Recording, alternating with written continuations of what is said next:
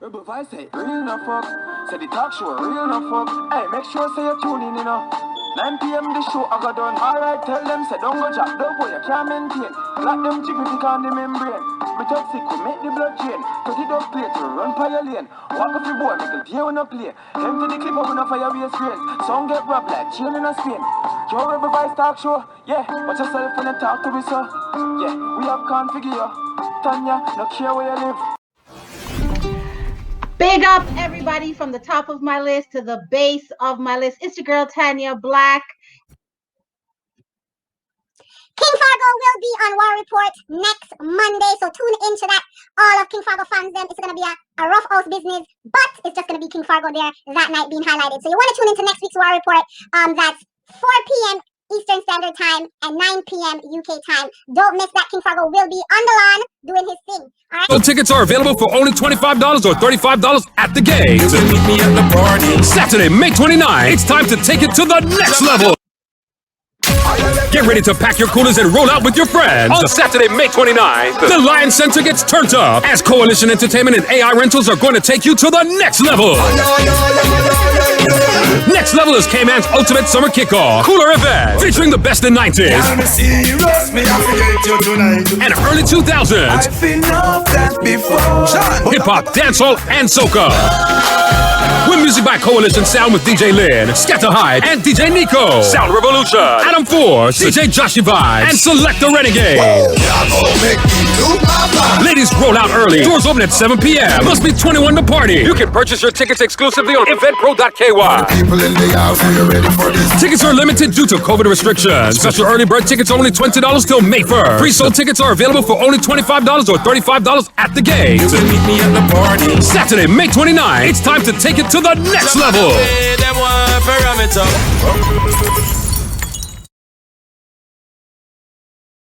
Culture is undeniable, all right? But this is where the Canadians and Chin have a love-hate relationship. Massive. With no further ado. What's going on there? What's going on, Muscle? Hey. Great. Yeah. I met you when we were about, 12 years old? You know what? You're right on. It was 12. I would go around, hang around. I would observe a lot, see what's going on, you know what I mean? And that's when I really, really, really, really got inundated with the Jamaican culture. That's where dances, basement parties, sound system, all of that, that was the starting point right there for me. Only guys. So it's like, yo, you had to go figure it out. Those times I was really quiet. Thing was always, I just wanted to explore, see what was out there, understand what was out there, see what I could get myself into. Yeah. All right. At what point did you decide to, while you were at Marlborough Mall, how did you get that going? That was more or less because as I said, we had the store already. So we got to Malvern Mall in October 2002. So then this means we were 6 years into business already because we started from 96. So it was basically a plug and play. Once we got there, people knew you as the person in the dances selling the cassettes. They knew you on the road selling the CDs. They knew you had your other location.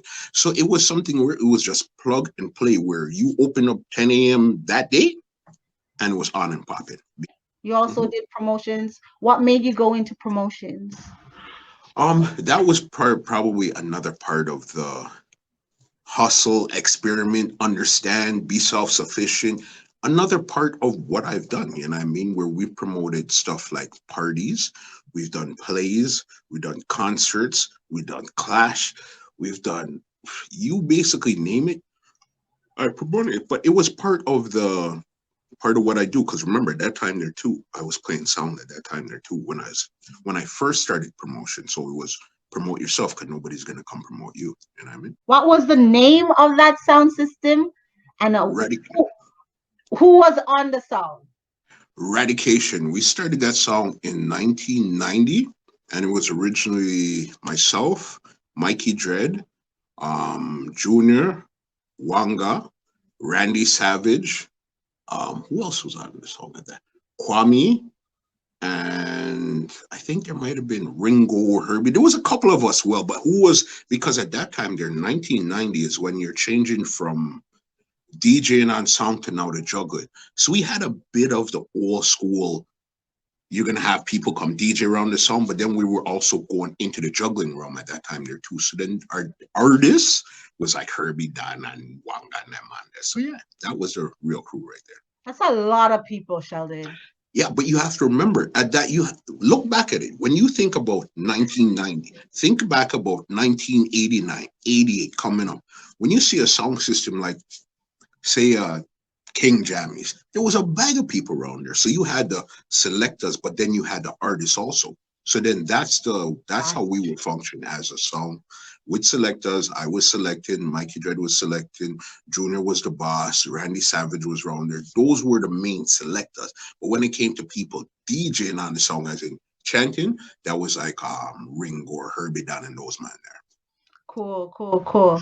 Back in the days when you were promoting, who was the hot sound that you had to have on your dance where you know say I go ram your party them, you have to have a selector there, pay a dance for ram your party? Who was that? If we're talking earlier, that would be the King Turbos. They were really running the place at that time. They're the early part. And when it started to come down a bit more, you needed to have like a black reaction. What does reggae mean to you?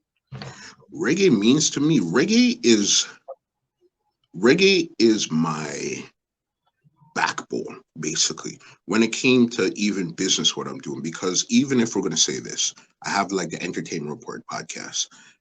And like, yeah, it's my thing is from pastors to porn stars and everything in between, but with a heavy dose of reggae. You know what I mean? Reggae is the one, when I went into the streets, it was a reggae man that came and showed me what was going on. So reggae means a lot to me, a lot. You know what I mean? A lot. How were those? How was it working with Ron Nelson? At that time there, okay, let me even go back even further. Ron was one of those people that I could call anytime and ask a bag of questions, because that's always me. I always wanted to know. So Ron was always one.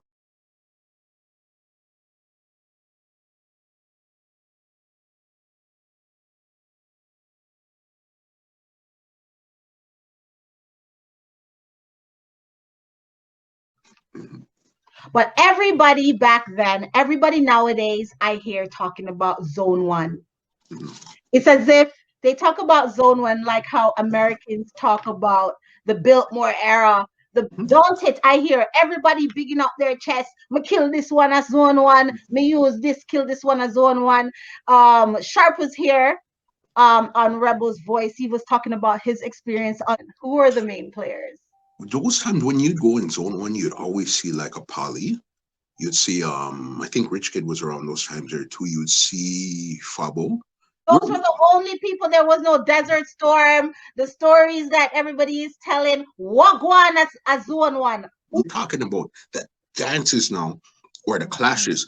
Of course, we were at the Desert Storm versus Rootsman, where they broke through the chant and tore off Rootsman's face in that round there. We were there. We were there when the Super Freshes, when Prophet got wicked on people. We were there when Black Reaction, Black Sim. We were there for all of the big songs that was in there. You know what I mean? The Black Reaction, the Turbos, when Jaro came, when Sound Trooper was there, when Tasha, you name it. We seen it all inside of Zone 1. Like the King Turbo, the Red Flames, the Soul Actions, and all of those stuff there. The second crop that came after that, like the mid-90s, would have been the Super Freshes, the Black Reactions, and those type of songs there. The third crop now that came like in the early 2000s part would have been the Rebel Tones, the Rootsman, the Klepto really started to really develop at that time there. So, excuse me, they definitely played their part. And by the time the Rootsman and the Rebel Tones really became mature, that's when people really started to see that, okay, something is really happening in Canada. Because we wanted people to know we were here. As Canadians, we're here. How do you feel about Chin, Irish and Chin's influence? Do you think that it influenced the Sound Clash culture in the 6? Of course, 100%. You see, okay, we're gonna talk about this. Yep. With Irish and Chin, what they were doing or what they've done for the culture is undeniable. All right. But this is where the Canadians and Chin have a love-hate relationship. Why? What he does, we love what he does, but you see, sometimes the attitude behind it is what the people don't like. Canadians and Americans are two completely different people. So you see, when Chin comes with his brashness, we don't like that. You understand? And then that's where we start to get like this. But what he has done for the industry, we rate that 100%. But it's the that we didn't like, and that's. Are you gonna have like an anniversary? Feel like a 200 podcast and play Eradication on the live or something like that? Come on, man. I don't know. We're close. As I said, we're up to 180 something right now, so we're close because the 100th episode I did myself. I was my own guest. Probably 200. I'm not sure yet. We're not. Listen, you have to remember. Some days, look, some days you'll see a soundman. Sometimes you'll see a foundation artist. Sometimes you'll see. It all depends on the mood, the zone, what people are requesting, where my vibe is at. It depends. I don't have no one solid answer to give you. Say, yo, this is what it is. I'll be lying to you. I don't want to lie to you. What you're doing. I want to hear what you're doing. We'll get to me eventually, I did. Right. Our 100th episode was mine. Yeah, we'll get to me, But right now, it's always about them. You know what I mean? Mellow Vibes and all of those guys are from Finch. They know about those times there. You know what I mean? When we're clashing, playing in Palisades, Shoreham, freaking Driftwood, all those places. He knows about that. You know what I mean? Moped says, I want to hear from Bobby Chemist Electro Force on Muscle Program. Okay, tell him this. Tell him I'm looking for Bobby Chemist, but I don't know where to find him. 100% looking for that man there. 100%. But again, as I said, I have some Ras thing put up to even last night. We recorded 2 episodes. Listen to me. When they touch. Nice. Yeah. I look forward to all of that. Mm-hmm. But I thank you so much for coming through. I'd like you to let the people know where to find you online. Mm-hmm. Give them a plug and where to find you online. Mm-hmm. Even though everybody knows, tell them. No. But you see, that's where a lot of people get shit twisted. A lot of people, listen, because I celebrated my 25th anniversary April 1st. I think everybody knows. That's when everything starts to slow down. A couple people know, but I'm going to tell the rest of people where to find me. Well, ladies and gentlemen, this is Muscle from the Entertainment Report podcast, and you can check us out at twolinemusichut.com or on YouTube at Entertainment Report Podcast. We're on all digital platforms like Spotify, SoundCloud, all of those things. Entertainment Report Podcast, check it out. You want to check me personally on Instagram, it's Musclehead Inc. On Instagram, yeah. Or on Instagram also, Two Line Music. Check us out. We answer most of our messages. Sometimes I don't because I get so much. But check me out. Send me a message. I'm around here. I like to talk. You know what I mean? I like to have fun.